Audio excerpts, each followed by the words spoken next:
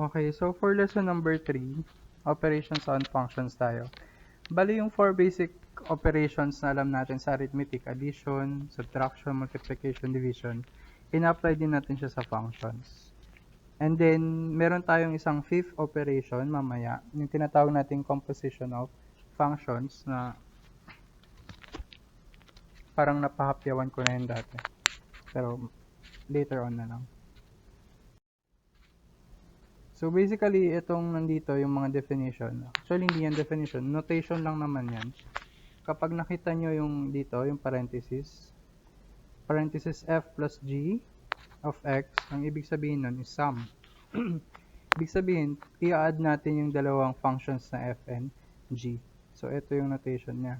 Then, ganun din po kay difference or sa subtraction operation. Kay product, minsan dot. Sa libro nyo nakita ko wala siyang dot. So, pag magkatabi si FG, sa libro nyo ganyan lang siya eh. Ganyan. So, parehas lang po yung ibig sabihin niyan. Ibig sabihin, i-multiply natin si F, function F kay function G.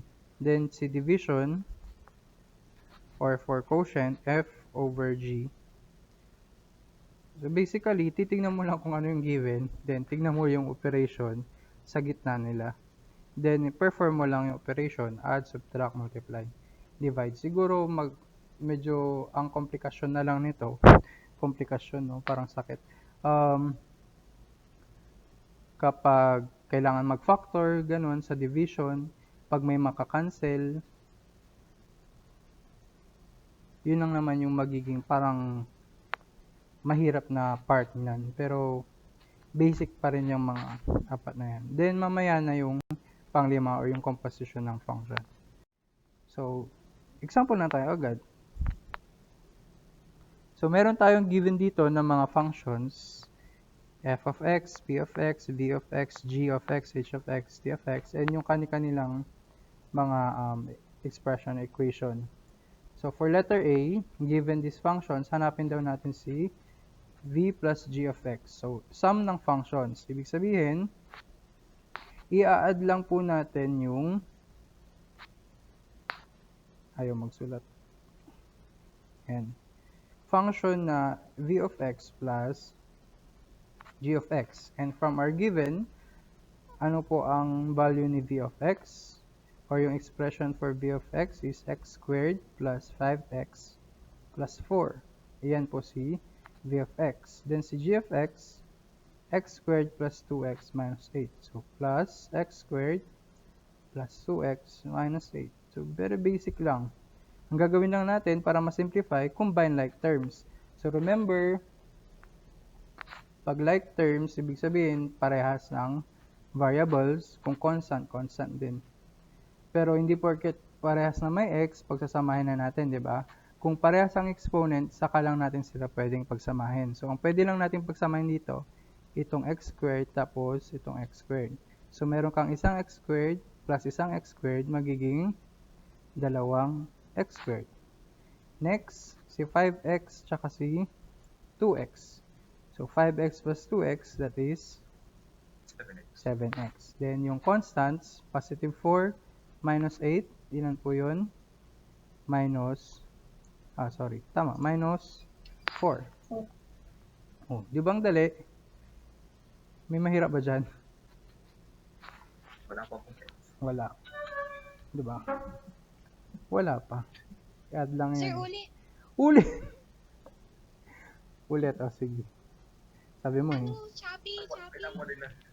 Shopee?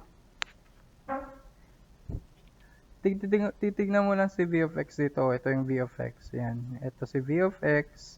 Ito si g of x. Tapos, since addition, i-add din natin sila. So, literal na add. Then, kapag mag-add tayo ng terms ng polynomials, make sure natin na i-add lang natin yung like terms. Ibig sabihin, parehas na variable, parehas din na exponent. Kaya dito, hindi mo pwedeng i-add sa x squared tsaka si 5x kasi hindi sila parehas na exponent. Ito, exponent niya 2, ito, si 5x, 1. So, ang pwede mo lang i-add is itong x squared tsaka x squared. Isang x squared, kaya naging 2x squared to. 2x squared. Then, yung 5x, tsaka yung 2x, 7x. Plus 4 minus 8, minus 4. Yan na yung sagot. Basic. Basic. Okay na? Okay na po. Okay. So, next.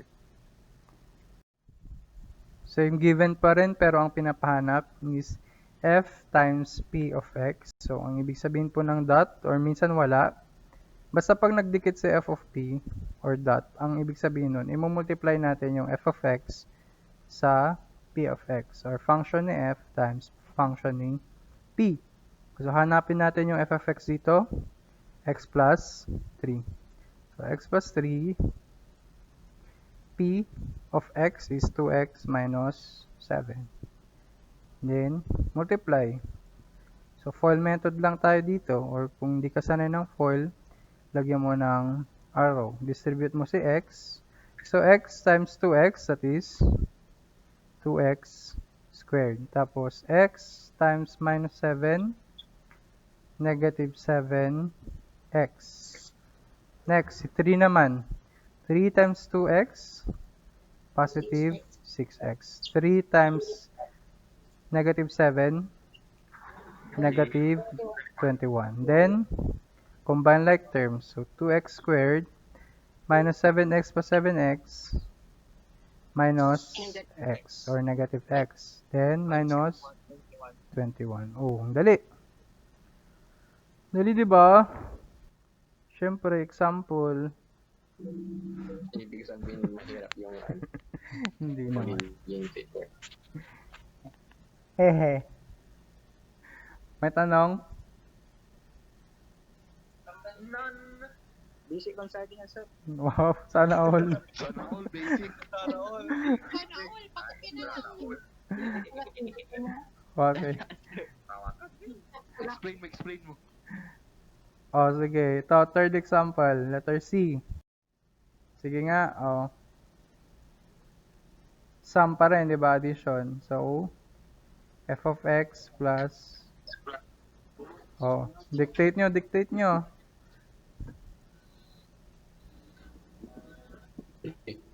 X plus 3, ako na nga lang. Plus Plus 3 3. Oh, tapos... plus x plus 7 Plus over 8. 2 Okay. minus x. 7 plus 7 over 2. 2 minus x. 2 minus x. O, paano ngayon to? Over 1. X plus 3 over 1. X plus 3 over 1. Oh, sige, oh. Sundin natin siya. Tama naman. X plus 3 over 1 plus... X plus 7 over 2 Minus x. minus Oh, x. tapos... Reciprocal. Yung Cross. Ang tawag doon? 2x plus 10 over... Butterfly. Butterfly method ang tawag doon. Yan. Butterfly method. Isa-isa lang. Isa-isa lang daw. Butterfly daw to. O, ganyan. So, yan muna yung multiply. So, sa taas, x plus 3 times 2 minus x. Tapos, kung ano yung operation sa gitna nila, yun din yung nasa gitna. Ito yan. Yun ha. Tapos, ito naman. 1 times x plus 7. So, wala na yung 1. Yan. Huwag na natin ilagay yung 1 kasi 1 lang din naman yan. Tapos, sa baba, ano ilalagay sa baba? Yung product nung nasa baba. So, 1 times 2 minus x. Kaya, 2 minus x. Wait. Yung 2 minus x pa yan. Ano ba nakuha eh? Paano yun? Yung nasa baba. 1 Yung times denominators. 2 minus x. Oo. Product ng denominators. Paano nakuha yung 2 minus x? Ito, yung nasa baba. 1 times 2 minus x. No. Yung original natin, wala. Di ba, parehas lang yan. Pag nilagyan mo ng 1, yan. Kaya natin nilagyan ng 1 kasi parehas lang din yan. Para hindi tayo malito. So, i-multiply natin yung 1 sa 2 minus x. Yun. Hindi ko lang nilagay yung 1. Kasi yun lang din naman pag multiply natin ng 1. Tsaka parang bastos pag nilagay ko yung 1. Kaya, kaya burahin ko na lang. Okay.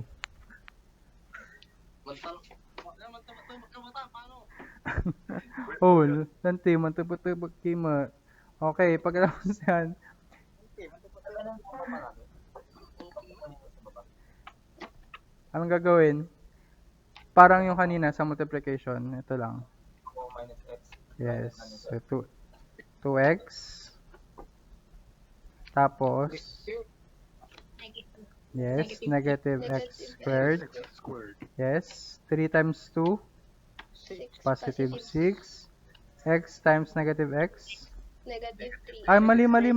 Sorry. 3 times negative x. Negative 3x. Ayan. Tapos idudugtong lang natin yung plus x plus 7 dun sa kabila.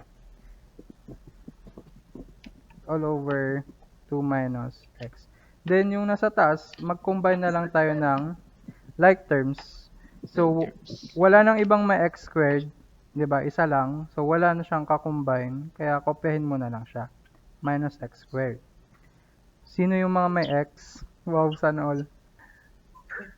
2x, negative 3x, tapos merong isa. So, ilan yon? Negative x. Wait. Negative x ba talaga? O 0? 2 minus 2x. Ay, 0 pala. 0. Neat. 0, 0, 0. 0 kasi may 2x tapos yung is x, tatlo, 'di ba? Tapos merong minus 3. Do 3 plus negative 3, 0 yun. So, mawawala na yung x.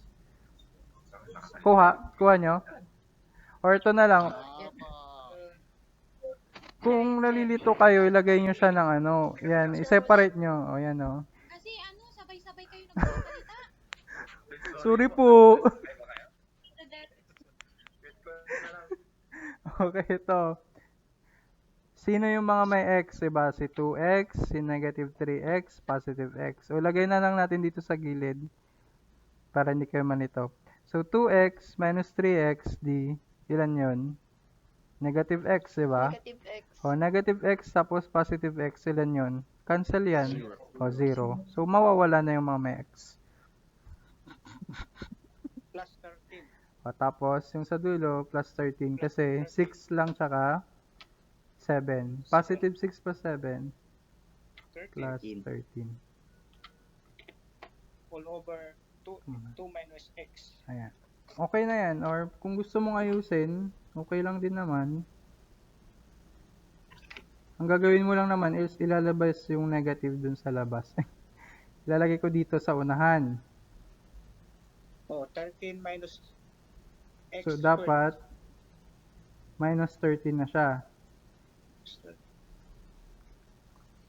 Sir, bakit naging minus 13?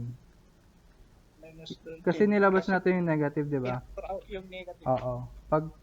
Pag sinimplify mo to, magiging negative x squared, tapos negative times negative, positive 13. So, babalik tayo doon. So, finactor out ko lang yung negative sign, or negative 1 actually, ang finactor out mo. Para, Babalik sa positive yung tawag dito, para mas magandang tignan. negative sign. Ayan. But kahit saan ng kailangan yun.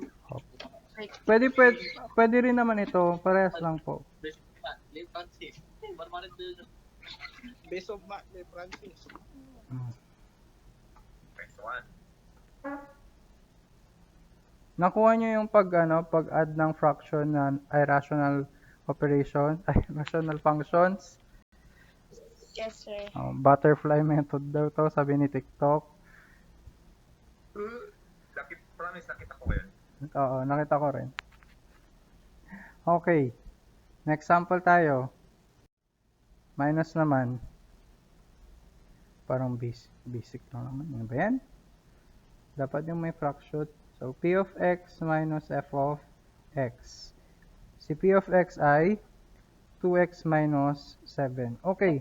Pag tip lang, di ba kanina pag addition to, kinokopya natin kaagad, di ba? Plus, tapos kinokopya mo na kaagad yung pangalawang function.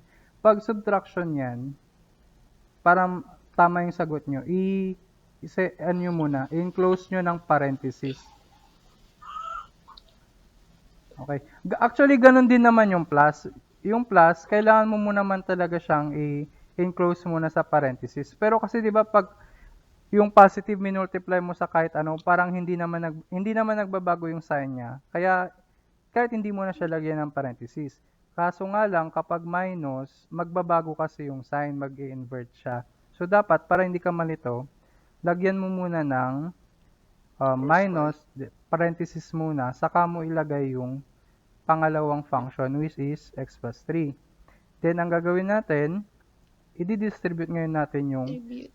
minus sign or negative 1. So, magiging negative x, tapos ito ay negative 3. Negative 3. Yes. Then, saka tayo mag-combine ng like terms. So, alam yung like terms? 2x tsaka 2x minus x? Negative X. X. Negative X. x. Oh, negative 7 minus 3. Negative 10. Negative 10. Okay. Ala, Then yun. saglit lang may tumatawag. For a while lang. Any questions po? Saan tayo, D? Okay. Next example. Ayan, division. So, V over G of X ay divide natin yung V of X over G of X. Tama? Hello? Yes, sir. Yes, Kala ko sir. wala na akong kausap. Yes, sir, ulit. Okay, ano yung V of X natin? Ito. X squared. 5X plus 4. Yes. Over. X squared plus 2X squared. So, pag yung mga ganitong problem, ang hahanapin mo lang if pwede mo pa siyang ma-simplify, lowest terms, kung pwedeng may factor o wala. So, para magawa yan, i-factor natin yung x squared plus 5x plus 4. Marunong pa kayong mag-factor. So, xx, factor mo yung first term, tapos i-factor mo yung 4 na dapat yung sum niya is 5, yung nasa gitna. So, ang factor ng positive 4 na pag kinuha mo yung sum is positive 5 ay 4 and 1. Di ba ang dali lang? 4 and 1.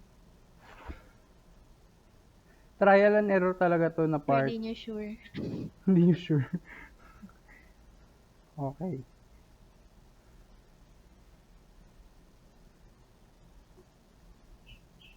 Okay.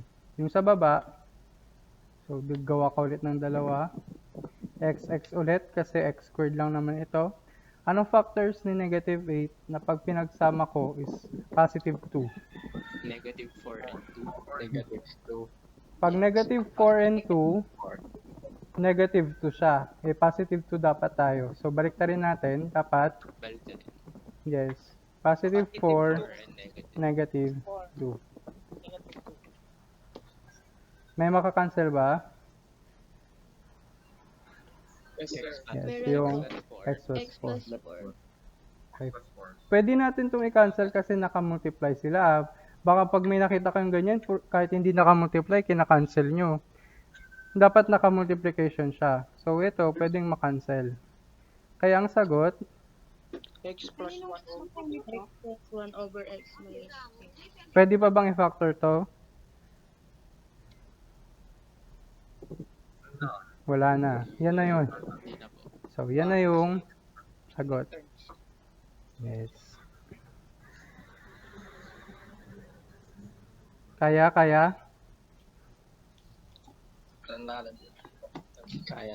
Kaya. So, yan lang naman yung mga komplikasyon, yung magiging komplikasyon.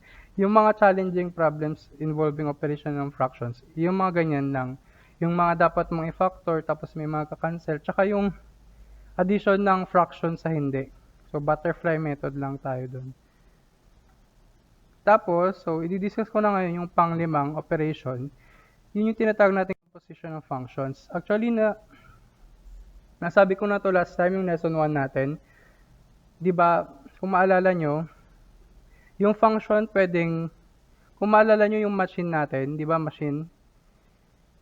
Function can be thought of as a machine, di ba? Naalala nyo yung input, tapos yung output nung isa, ginawa nating input nung pangalawa. So parang pinagdugtong natin yung dalawang function or pinagdugtong natin yung dalawang machine. Yun yung tinatawag nating composition of function or function composition or composite function. So yung magiging output ng unang function, yun yung magiging input. So parang yung isang function, yun yung ginagawa mong input dun sa isa pang function. Kaya siya composition. So ang symbol niyan or ang notation natin for composition of function is yung circle. So ang basa natin do is f circle g of x. Circle. Kasi literal na circle naman siya na maliit. So f circle g of x, ibig sabihin nun, f of g of x. So you see, yung supposed to be na input natin kay function f of x is naging function. So yung function, pinasok mo sa isa pang function. Yun yung tinatawag natin function composition. Okay. Lagi, ang kailangan nyo tandaan dito is kung sino yung nasa loob, siya yung input. Siya yung isinasubstitute dun sa nasa labas na function. Okay. Example natin para mag-gets natin. Ayan. Pag G circle F, ang ibig sabihin nun, yung nasa huli, siya yung nasa loob. So, ang ibig sabihin ng G circle F of X ay G of F of X. Si F of X yung nasa loob. So, ibig sabihin, lahat ng X kay G of X, kay G na function G, papalitan ko ng function na F of X. Ano ba si G of X? Ang G of X natin ay square root of x plus 1. Ibig sabihin, ang G of F of X is ipapasok ko, papalitan ko lahat ng X ng F of X. So, isa lang ang X na sa G of X. Ito lang sa X. Papalitan ko yun ng F of X. Ano si F of X? 2x plus 1. So, yung X na nandun, magiging 2x plus 1 na. Then, saka mo idadagdag si plus 1. Kasi meron ka talagang plus 1 doon sa g of x. So, pag sinimplify natin yan, that is 2x, 1 plus 1, that is plus 2. Yan ang sagot. Or kung gusto mo, pwede namang i-factor si 2. So, square root of 2 times x plus 1. Pero parehas lang din yan. So, ito na yung g of f of x or g circle of f. Question? Sir, paulit sir. Medyo complicated. Ito nakuha yung plus 1 dun sa pangalawa. Saan nakuha yung plus 1? Okay, sige. Ito. Natatandaan nyo ba nung nag-evaluate tayo ng function? Lesson number 2. Di ba pag sinabi natin g of 5, anong ginagawa natin? Pinapalitan natin lahat ng x ng 5, di ba? So, magiging 5 plus 1, square root of 6. Tama. Yung composition of function, imbis na number yung isa-substitute mo dun sa x nung g, function ng f ang isa-substitute mo. So, lahat ng x kay g, papalitan ko ng kung ano man ang value ni f of x. So, yung x ni g dito, mapapalitan yan ng f of x. Pero ano ba si f of x? Di ba 2x plus 1? So, magiging 2x plus 1. Saan galing ito? Ito yung f of x. Tapos dun sa original na g of x, meron ka talagang plus 1 doon. So, dapat hindi mawala yung plus 1. Nakuha nyo ba? Yes. O, dun sa g of x, ito si x. You know, x plus 1, ito si x plus 1. Pero instead nga na number, ang ilalagay mo is yung value ng f of x, which is ito, 2x plus 1. Maliwanag na ba? Yes, sir. Yes. Sige, try natin yung pangalawang example. Ayan naman, Q circle f of x. Ibig sabihin, Q of f of x. Ang una mong gagawin, i-determine mo muna si Q of x. Ano ba si Q of x dun sa given natin? Ito, di ba? X squared minus 2x plus 2. Ngayon, ano ang Q of f of x? Lahat ng x kay Q, papalitan ko kung ano man ang value ni f of x. Ano po yung value ni f of x? 2x plus 1. So, ibig sabihin lang, parang Q of 2x plus 1. Yun yung ibig sabihin natin. So, lahat ng x kay Q, mapapalitan ng 2x plus 1. Nasaan yung mga x ni Q? Ito, x squared. So, anong mangyayari dyan? Magiging 2x plus 1 squared minus, ito pa, may x pa ulit. So, papalitan mo yan ng 2x plus 1. 2x plus 1 plus 2. Originally, dun sa Q of x, ito yung mga x. Yan, x squared, tapos ito minus 2x. Pero dahil Q of f of x, papalitan mo ng f of x. But what is f of x? 2x plus 1. Kaya sinubstitute natin ng 2x plus 1, yung originally na x. Then, isi-simplify mo na ngayon yan. Ano po yung 2x plus 1 squared?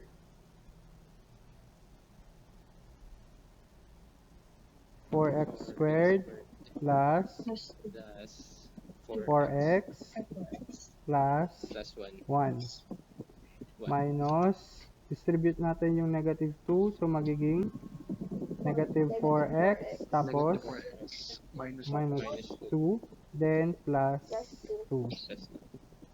Okay, combine like terms. 4x squared, wala siyang kaparehas, so 4x squared, kopya. Plus 4x minus 4x. Cancel, di ba? 0. Okay, minus 2 plus 2. Cancel din. So, may natitira lang tayo na Plus plus 1. 1. Plus 1. So, yun po si Q circle F of X.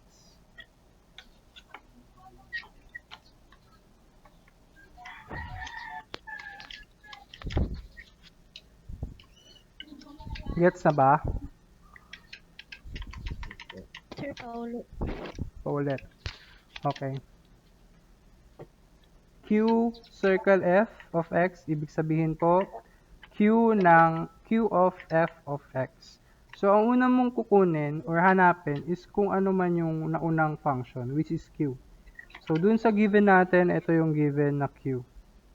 Okay, dun sa given na Q na x squared minus 2x plus 1, papalitan mo lahat ng may x dyan.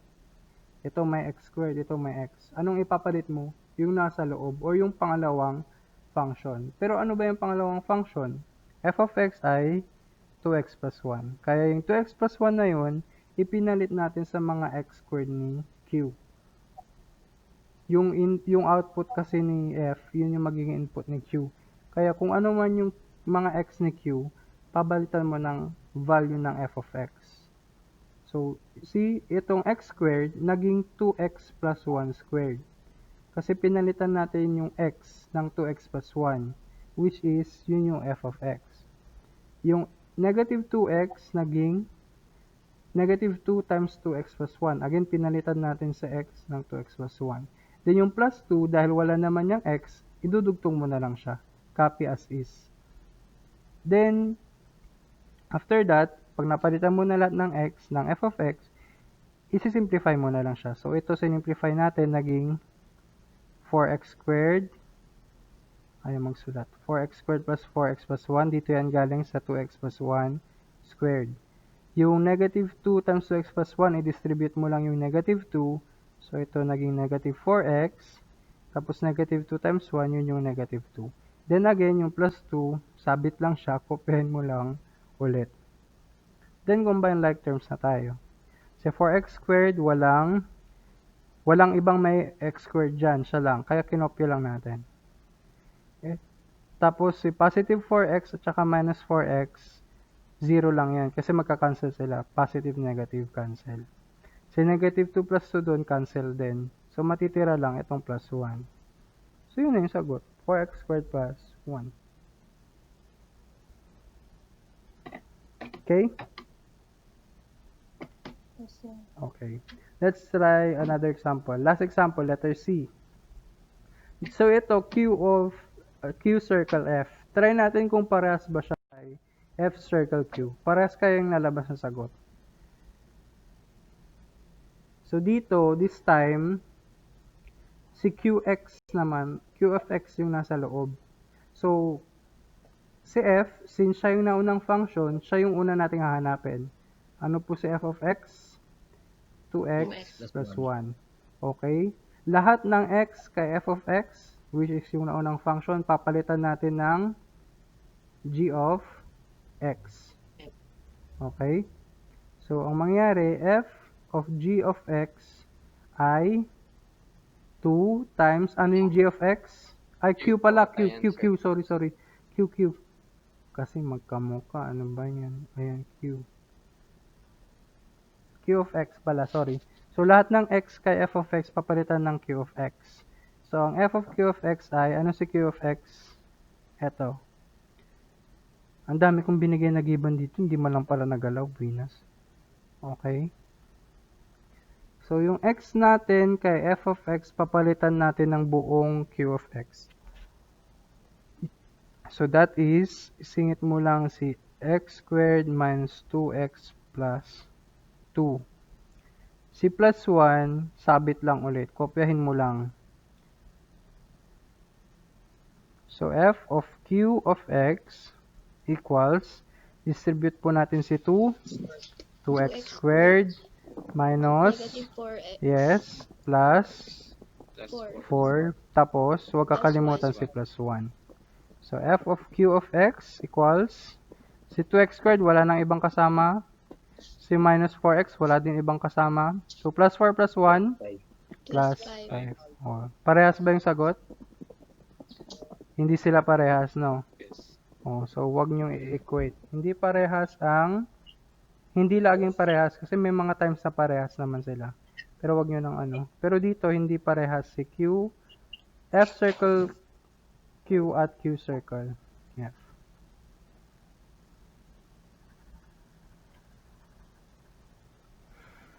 Maliwanag na ba? So, yan na po yung Opo. Hanggang dito yung exam. Mula function, pag-evaluate, tapos operation ng functions. Meron pa akong isang example. Ayan, ito naman. Ay, meron pa pala. Sige nga, dictate nyo. Sino ang nasa loob kay F circle R? Si R. So, F. Si Okay. Anong unang gagawin? R of X. Hanapin muna si Si F. F muna. So, ano si F of X? 2x plus 1. O, next step. Ilalagay mo na yung X doon sa Okay. Papalitan ko si X ng anong ipapalit ko? 2x plus 1 over x minus 1. Okay, very good. So, papalitan natin ng plus 1. So, i-distribute ko si 2, pero saan ko lang siya i-distribute? Sa numerator lang. Huwag nyo i-multiply sa denominator, ha? Sa taas lang.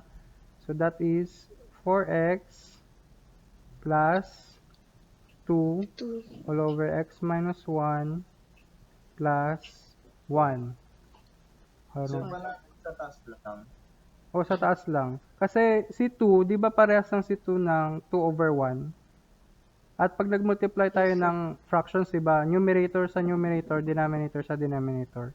So, yung 2, i-multiply mo lang sa taas. Yung 1, i-multiply mo sa baba. Eh, di ba, ang 1 times x minus 1 lang din. So, ganun lang. Ang shortcut, pag nag-multiply ka ng any constant sa isang fraction, i-multiply mo lang siya sa taas. Okay? O, paano natin yan isi-simplify? Kapag nakita nyo yung 1 dyan, ang gawin nyo na lang, kopyahin nyo yung denominator. Okay, kopyahin ko muna si 4x plus 2. Tapos, ang equivalent ni plus 1, kopyahin nyo lang yung denominator. Siya na yung taas at baba. Kasi 'di ba yung x minus 1 over x minus 1, 'di ba 1 yan? So pinalitan lang natin ng yung 1 para mas madali siyang i-add. O since parehas na sila ng denominator, ibig sabihin, pwede ko na silang pag-iisahin sa isang denominator, then pwede ko na ring pagsamahin yung nasa taas nila. So 4x plus 2, tapos i-add mo na rin yung nasa taas ng x minus 1. Then, combine like terms na tayo sa taas. So, 4x saka 5x. So, 5x, 5x 2 minus 1 plus 1. plus 1, tapos x minus 1. Yan na yung sagot. Hindi mo na yan ma-simplify pa. Lowest term na yan. Sir, pag negative 1 yung pagmaminus yung dalawa. Pag negative 1 yung nandito, dyan, Yes. oo, ipagma-minus mo naman sila. So, lalagyan mo naman ng minus. And again, pag sinabi, kung sakali lang na minus, sige, ito na. Kunwari minus 1 yan. Ganun pa rin. X minus 1 over x minus 1 pa rin. Pero minus na yung gitna. Pero this time, pag i-combine nyo na sila, pag sinabi, kagaya ng sinabi ko kanina, pag minus yan, lagyan nyo muna ng parenthesis. Kasi pag minus, tapos dinirektan yung nilagay ng walang parenthesis, mamamali yung sagot. So, lagyan nyo, basta every time na may minus, lagyan nyo muna ng parenthesis yung mga kasunod niya. Saka kayo mag-distribute ng negative sign. Pero dahil hindi naman yan minus, okay, gumaan ang buhay natin, plus 1, kopyahin nyo na lang siya ng as is. Sir, ano pong magiging itsura kapag Pag, 3, pag, 2 or 3? Yun dun sa, kung hindi siya 1. kung hindi siya 1 at 2 or 3. Opo. Okay, sige. Paano pag plus 2? Kunwari ganyan. Okay. Di ba ang plus 2, parehas lang sa 2 times 1? Tama ba?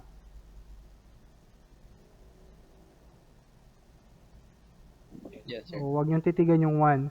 Tapos, o di yung 1 dito, pwede kong express na x minus 1 over x minus 1. Tapos, lagyan ko lang ng 2 na nakamultiply sa taas. Ganyan. Yan na yung 2 plus 2. Ay, kapag 3, sir. Pag 3, 3 lang din, oo. Ganun yung shortcut niyan. Para hindi nyo naisipin na komplikado. Kasi ganun lang din. Pag sa butterfly method, oo nga, no, tinuro ko pala yung butterfly method. Pusang gala. Ganun lang din yung butterfly method, oh. Oh. Multiply mo yan. Multiply mo to. O di 4x plus 2 plus 2 times x minus 1 divided by yung product nung nasa baba, x minus 1. O di ganun lang din yung mangyayari, di ba? Di ba? O, ano, magba-butterfly method pa ba kayo? Hindi na. Hindi na. Kung ano yung denominator, gayahin na lang. Ganun din ang ilagay sa numerator para maging 1 siya. Tapos kung ilan man yung nandito nakamultiply, yun din yung multiply mo sa taas, sa taas. Okay, balik ko na. Plus 1. Ayan. Gets na? Pwede nang next. Okay. Ito na ito yung last example ko. Ito na. F circle R of 5. Hehehe. Ang ibig sabihin po nito ay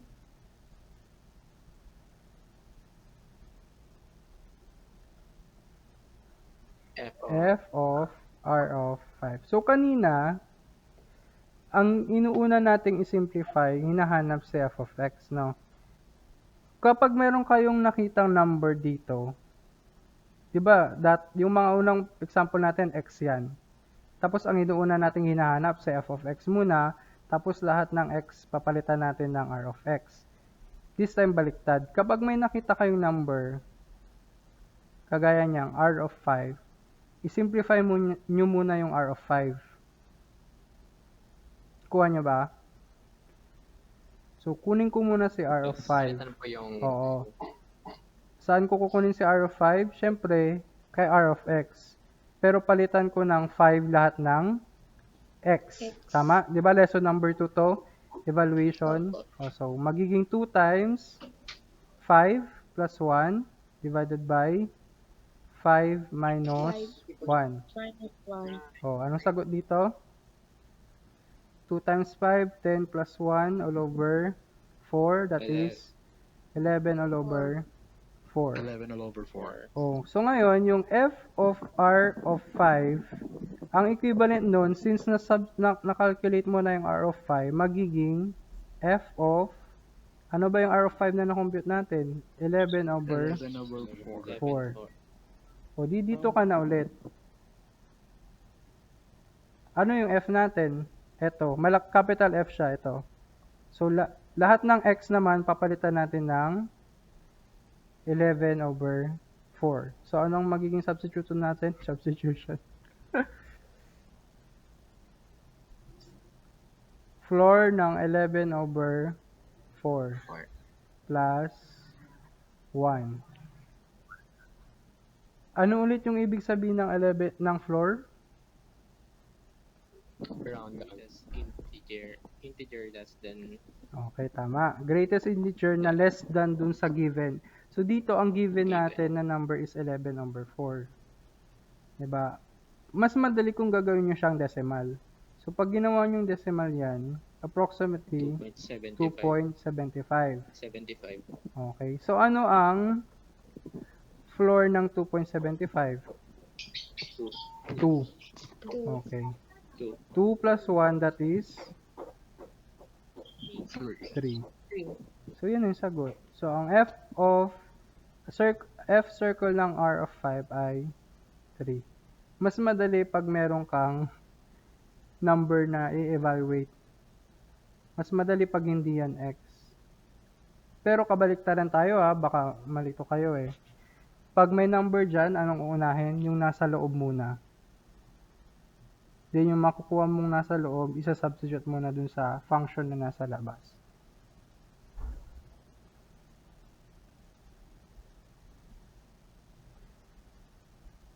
Merong mga ibang approach dito. Ang ginagawa nila is isosolve muna nila yung x lang muna. No? Tapos saka nila isa-substitute ng 5. Pwede din naman kasi yun. Pwede nating gawin yung mga unang steps natin sa unang example. Ilet ko muna na x si 5. So, anong ginagawa natin? Hinahanap muna natin yung capital function na f. Function na capital F. So, that is x plus 1 or floor ng x plus 1. Tama? Then, anong gagawin natin dun sa f of r of x? Papalitan natin lahat ng x ni capital F na function ng r of x. Pero si r of x ay equal sa 2x plus 1. So, magiging floor ng 2x plus 1 all over x minus 1 plus 1. Then, saka pa lang sila magsa-substitute ng 5. Pwede rin naman kasi yun. So, dito ka na ngayon mag-substitute ng 5. 2 times 5 plus 1 all over 5 minus 1. Parehas lang din pero yung makukuha mong sagot, which is floor ng 11 over 4 plus 1.